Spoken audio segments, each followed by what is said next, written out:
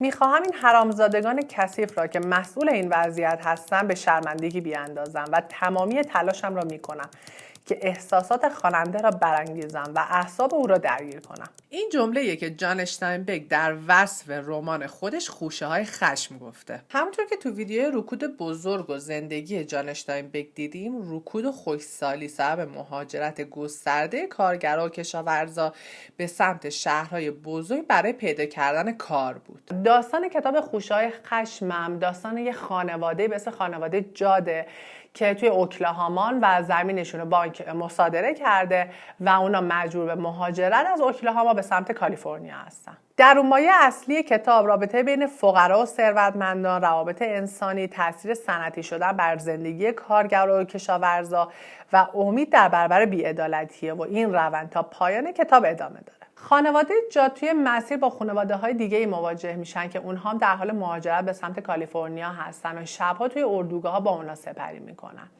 توی همین اردوگاه هاست که اشتاینبک داستان زندگی کارگرا و کشاورزا رو خیلی جامع بررسی میکنه و جزئیاتش رو میگه. چیزی که باعث میشه که این خانواده ها دور هم جمع بشن چیزیه که همشون توش اشتراک دارن و اونم فقره. توی همین شبها و دور آتیشه که داستان زندگی کارگرا و کشاورزا شرح داده میشه که به حق یکی از تاثیرگذارترین قسمت‌های کتابه. اما تو همین سفر جادها افرادی رو هم میبینن که بوی از انسانیت نبردن و بیان میکنه که بزرگترین رنج مهاجرت نه گرسنگی و فقر بلکه رفتار غیر انسانیه که باهاشون میشه.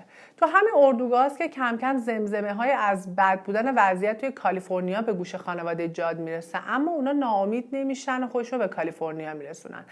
اما بهشت موعودی توی کالیفرنیا در انتظارشون نیست. همینجا داستان رو متوقف میکنیم و بقیه داستان رو به خواننده واگذار میکنیم. فقط برای اینکه کتاب بهتر درک بشه لازمه یه چند تا نکته رو بگیم.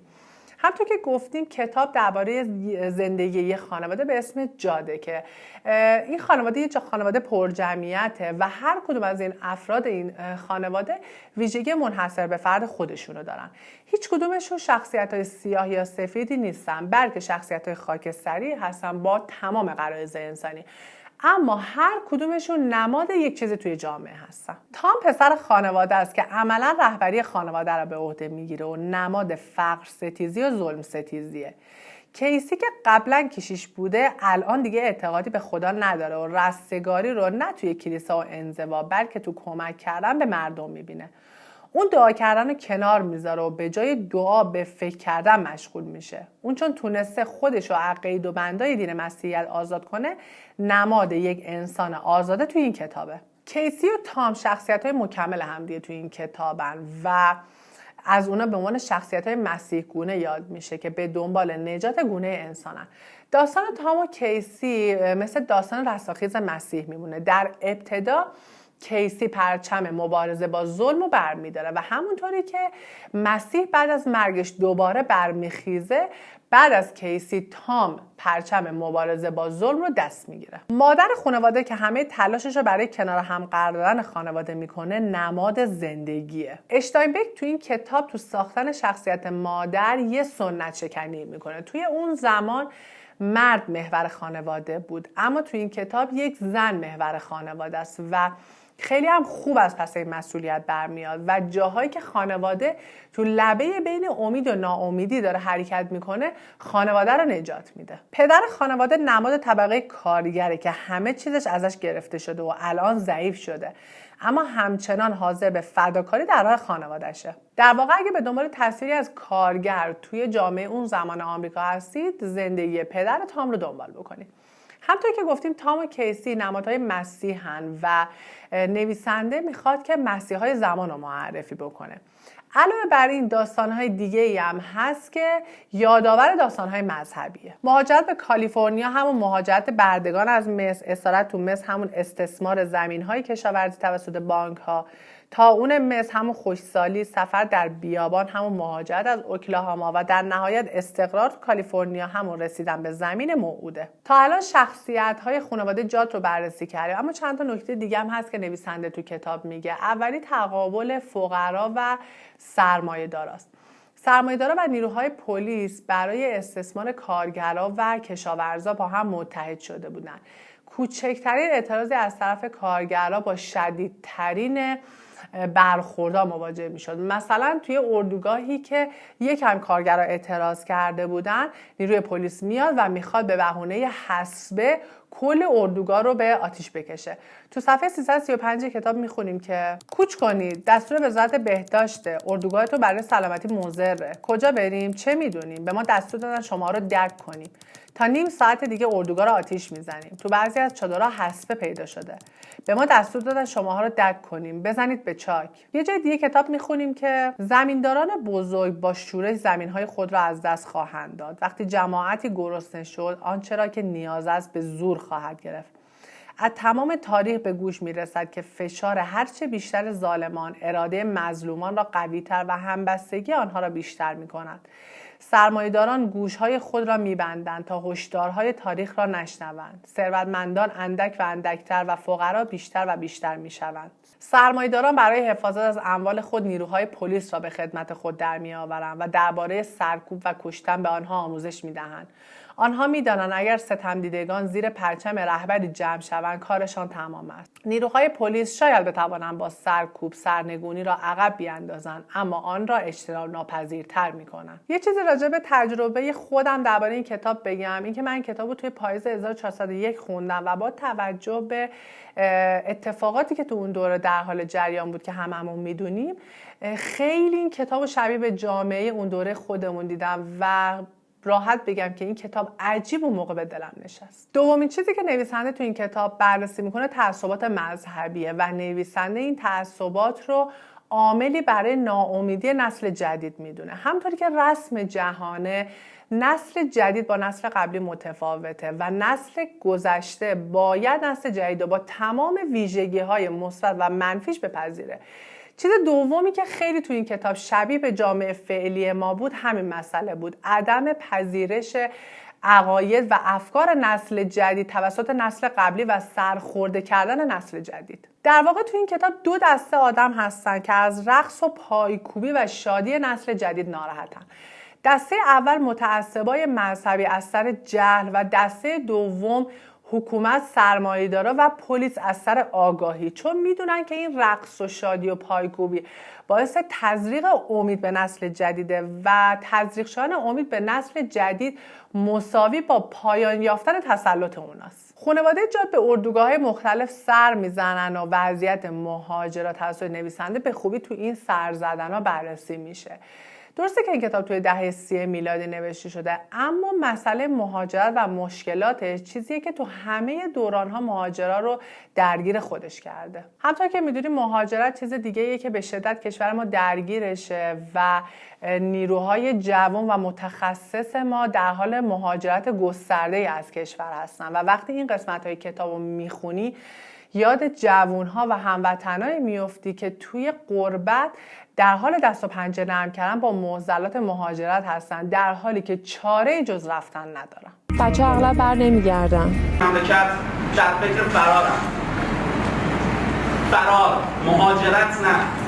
جات‌ها به اردوگاهی میرسن که فقط و فقط توسط خود مردم اداره میشه و هیچ ارگان دولتی و حتی نیروی پلیس اجازه ورود بهشون نداره و به خوبی توسط مردم اداره میشه. اشتایبرگ میخواد بگه که دولت تو خیلی جاها اصلا نباید ورود بکنه که ما امروزه بهش میگیم مسئله خصوصی سازی. خصوصی سازی یعنی این که دولت به قدری کوچیک باشه که نتونه مردم رو استثمار بکنه. در واقع امروزه کشورهایی که دموکراتیکن دولت‌های خیلی کوچیکی دارن. یکی از نهادهایی که دولتی یا خصوصی بودنش باعث تفاوت از زمین تا آسمون یک کشور میشه، تلویزیون ملی اون کشوره. توی کشورهای غیر دموکراتیک رسانه‌ها دست دولته تا اخباری به مردم گفته بشه که از فیلترینگ دولت عبور میکنه. توی این رسانه‌ها اخبار واقعی جامعه بازتاب داده نمیشه، معضلات واقعی جامعه گفته نمیشه و فقط اخباری به دست مردم میرسه که در راستای اهداف دولت باشه که لزوما با اهداف ملت همراستا نیست.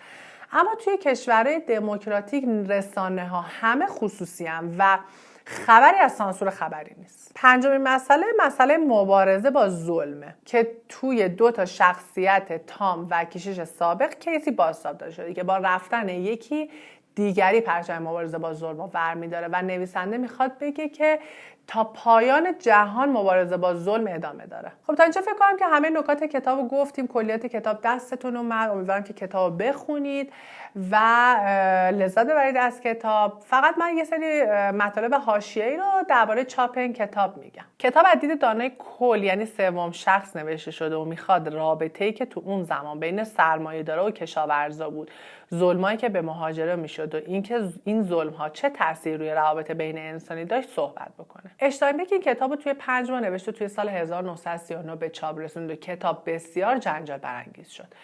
شرح زندگی فلاکتبار کارگرا و کشاورزا باعث جلب توجه جامعه آمریکا به سمت ظلم سرمایه‌دارا و زمیندارا شد و جامعه نسبت به اشتاینبک کاملا دو قطبی شد. طبقه فرودست جامعه به طرفدارای اشتاینبک تبدیل شدن و سرمایه‌دارا از دشمنای اشتاینبک شدن، تا جایی که اشتاینبک رو متهم به دروغگویی و کمونیست بودن کردن و گفتن وضعیت اردوگاه‌ها اونقدی هم که اشتاینبک توصیف کرده بد نیست. اما اشتاینبک که به شخصه از این اردوگاه‌ها بازدید کرده بود، گفت این اردوگاه‌ها انسانیت رو توی مهاجران از بین میبره. جالبه بدونید همون موقعی که سرمایه‌دارا اشتاینبک رو متهم به کمونیست بودن میکردن، شوروی این کتاب رو تحریم کرده بود و اجازه چاپ تو شوروی رو به دست نیاورد. سرمایه‌دارا بیکار نشستن و کمر به نابودی اشتاینبک بستن. اونا کشاورزا رو که اغلب بیسواد بودن تحریک میکردن و گفتن اشتاینبک توی کتاباش ضد کلیسا و ضد مذهب حرف زده و کشاورزا رو افراد وحشی و بیسوادی معرفی کرده.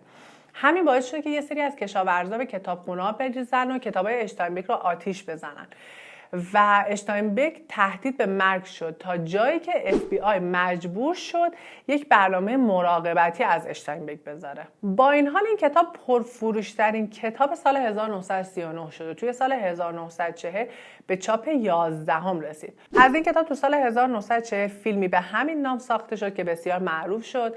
این کتاب برنده جایزه ملی کتاب، برنده جایزه پولیتزر شد و توی سال 1962 یکی از دلایل برنده شدن نوبل ادبیات توسط جان اشتاینبک بود. Your Majesty, Your Royal Highnesses, in Bakrapru. این کتاب اول به صورت مقاله چاپ شد. 7 مقاله در روزنامه اخبار سان فرانسیسکو از 5 تا 12 اکتبر که بعدها به عنوان خوشه های خشم که پیشنهاد همسرش کارول اشتاینبک بود نامگذاری و چاپ شد. اسم این کتاب البته به متن کتاب مقدس مکاشفه 14 آیات 19 و 20 اشاره داره که مربوط به وقایع آخرالزمانیه و درباره عدالت و رهایی از ظلم در روز قیامت صحبت میکنه. و فرشته زمین را با دست خود درو کرد و انگورها را در ظرف بزرگ غضب خداوند ریخت. انگورها را در داخل آن ظرف به خارج شهر برد و با پا آنقدر فشرد تا رودی از خون به طول 1600 پرتاب تیر و ارتفاعی تا دهنه اسب ایجاد شد. و اشتاینبک با الهام گرفتن از این دوتا آیه ظلم و ستمی که به مردم میشه توی 2 کلمه خوشه های خشم خلاصه کرده. یه سری حاشیه هم درباره نوشتن این کتاب وجود داره که جان اشتاینبک موضوع این کتاب و از دست‌نوشته های نویسنده زن آمریکایی سورانا باب به دست آورده.